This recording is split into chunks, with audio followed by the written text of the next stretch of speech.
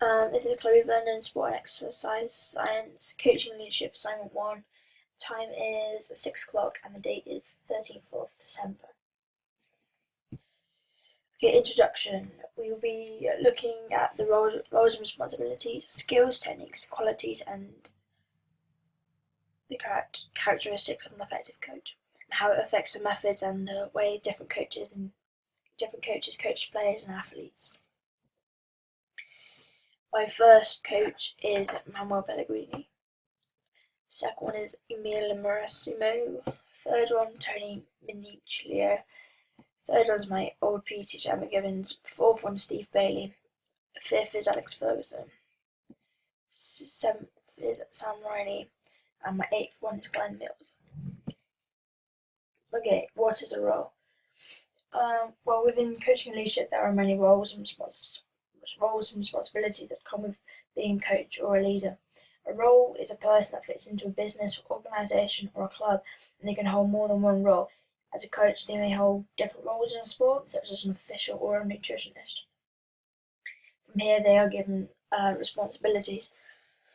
So, a responsibility is having control over something specific, which they may specialise in, such as an official may be responsible for refereeing a football match.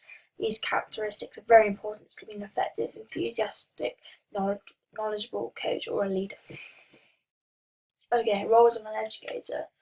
The role of an educator is to give out information to students or athletes so they can apply this in forms of assessments. This is when the students will take the information and apply it into something such as a skill, a drill, or into a game situation. The educator should be very knowledgeable about the specific topic they are coaching, such as football. A football coach needs to be very specific on football coaching, and therefore when they teach it, it should be shown across like that, and it should be very well explained. They can do this by coaching in different methods, such as demonstrations.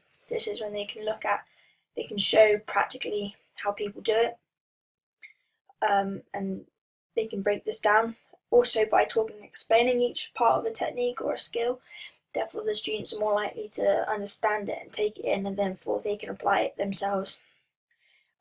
If the student is struggling, an educator or teacher, they can just go and help them, because they can just supply the information that they have, and they can make it easier or harder for them. An example of this is my old PE teacher, Emma Gibbons. She would teach us a skill or a technique. She would let us go away, try it out, and then come back together, apply it into a game situation, and then she'd go over the aims and objectives from the start and see if we met them, and if we didn't understand, she'd explain them again so we would understand. A manager. The role of a manager is to make the decisions that will affect a group or a team. This can be broken down into elite team.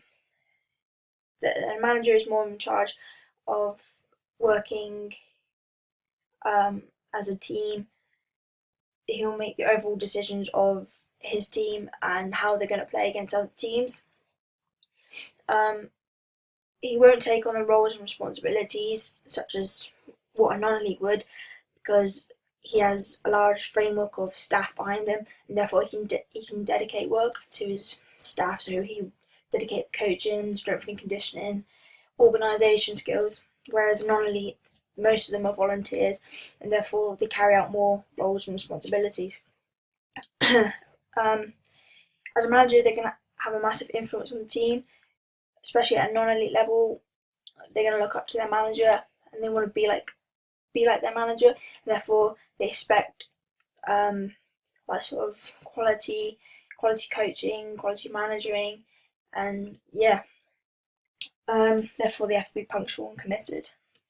An example of this is Sam Riley.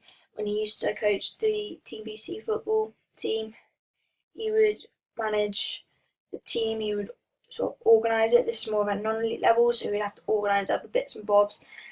He would do the training sessions. He would then sort the teams out for match days. Role of a trainer.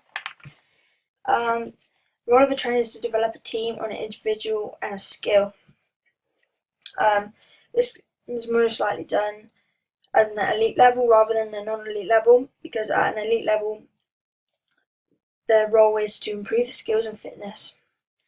This was to organise events, tournaments, games, but also this can be dedicated out to other areas in the football team or coaching staff anyway.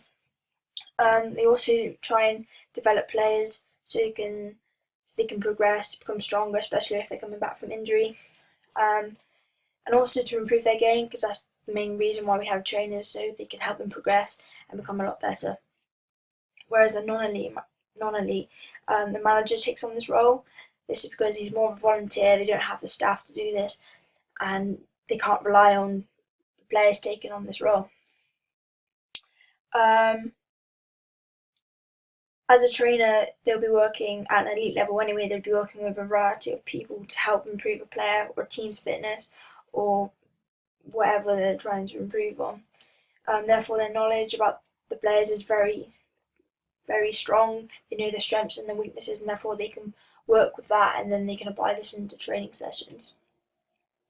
An example of this is Emma Gibbons, because at a school team that she coached, she would be getting the kit ready, make sure the players are there, they have enough players. She would put their strengths and weaknesses into a training session, and therefore when they come to a game day, it should be a lot better than it was if they didn't have the strengthening and weaknesses or whatever. Okay. Next one is a role model. This is someone who you look up to, who you're inspired by, and who you respect, and they may possibly respect you. It's usually somebody like a celebrity or someone you're very close to. So they give you a positive influence. With a celebrity, they're usually in the limelight, so therefore you can pick them and follow their track.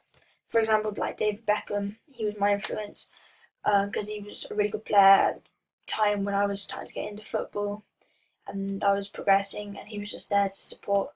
He was sort of there to keep me going. Yeah. My comparison table. Okay. For example, Emma Gibbons is a very good educator and teacher, because that's a role, to be a PE teacher and teach people skills, and so they can apply this on later on in games and in football teams, maybe inside and outside of school. This is the same as Tony, because he teaches Jessica Ennis different techniques so she can improve and become a better athlete. Whereas Manuel Pellegrini and Emil, that's not really their role. They're more of a coach, so they'll help them along, whereas they're not really teaching skills because they already know the skills. Manuel is more of a manager organizer, so he'll go out, manage his team, organize his team, make sure the tactics are correct, so he can apply this. So as a team, they can apply this into their game. Whereas Tony doesn't really do this because he's more of an educator rather than managing everything else. A trainer, so Emil coaches, teaches, sort of organises strength and conditioning, nutritionist. She basically sort of brings Andy to be an elite athlete, coaches him, and makes him the best possible, really. Rather than Emma Gibbons, she doesn't really train, she teaches. So it's two different roles, really. As a role model, Emma Gibbons is more likely to be a role model to students, because if she's enthusiastic about the sport, the students are more likely going to be enthusiastic about what they're teaching, and they might want to carry this on later on in life. Whereas Manuel Pellegrini's not really a role model; he's more someone you look up to, rather than aspiring to be like them, because at the moment, particularly players don't want to be like him because he's a manager and they want to play football. Okay, responsibilities, professional behaviour. Professional behaviour. This is usually carrying out roles professionally and responsibilities professionally. therefore it's setting a good example to athletes and teams and also students. This is because they can gain respect from professional behaviour. So if something is shown that a coach does that is well done, players and athletes are more likely to follow them and support them, and they will give them respect, whereas the coach will give them respect back as well. Uh, as a coach, they will make a safe environment for athletes and students and players. So this is like maybe checking the pitch before a game is set, or making sure the equipment is correct. So that sort of leads on to health and safety. Also, as a professional behaviour, they need to make sure they stay within the rules and regulations. So this is like the code of practice. So they make their training sessions or coaching sessions a lot of fun. They're safe, but also the increased involvement, which is the main part of sport. And also leads on to progression, so players can get a lot better. And this professional behaviour is good because it reflects on a coach and it makes them look good as well as a coach. Therefore, they can progress as a coach. For example, Glenn Mills, he has a reputation to maintain. He looks after Usain Bolt, which is quite a big thing. So therefore, in his job, he wants to improve Usain Bolt. So by keeping professional behaviour about himself and the way he does things, he's not going to have a bad reputation. Health and safety. This is quite a serious part of a coach's responsibility. This is to make sure their students, athletes, players they work in a safe environment and that no one can get harmed. So this is by checking the area that they're going to play in, work in, and so if there's any risks, they're going to take away the risks and so that they don't cause any harm. The coaches, officials, and players obey by rules. So therefore, this is making sure that they all meet the safety requirements and there isn't going to be any problems. And if there is, it can set a bad example on the coach because they need to reinforce the rules in their team. So if a football player doesn't have shin pads, that reflects onto the coach. Also, health and safety, a coach needs to keep up to date with medical history and injury history so they don't push the players so they become even more injured, or if they have asthma, that they don't have an asthma attack on the pitch, so they don't work them hard. They give them time to come off the pitch, give them a rest, and then put it back on again when they're ready. So an example of this is Steve Bailey with the disability swimming. He needs to make sure the pool is safe so none of the players might get tangled up in any sort of netting or sort of something that could cause harm. So therefore he reduces risks and hazards, and therefore he's meeting the needs for the disabled people. So this could be making sure they have the correct swimming kit, they have the correct technology, and rather than normal swimmers. Equal opportunities. Coaches should be really good at this because they need to make sure they're fair to everyone and everyone has equal chances, and they give out the same sort of information to everyone rather than picking and choosing the favourites.